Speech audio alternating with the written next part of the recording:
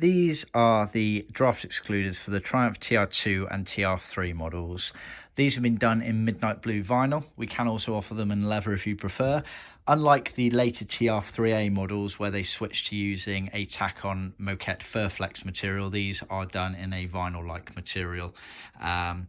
You get two pairs.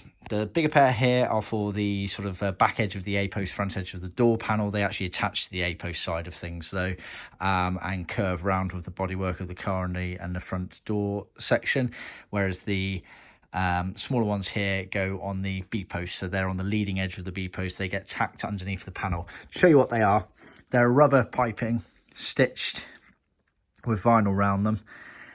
This obviously flange here is then used to tack underneath the panel that they go to, so the flange effectively is not seen when it's in the car, and you can see the ends all here look nice and neat and tidy, so not in the way. They're a bit less bulky than the original ones. The original ones, they had a circle top at the end there. It basically continued on, and so this whole thing was like a coin end, which made it quite hard for the door to actually close in place. So we've actually updated the design, and they're the ones that we do as standard.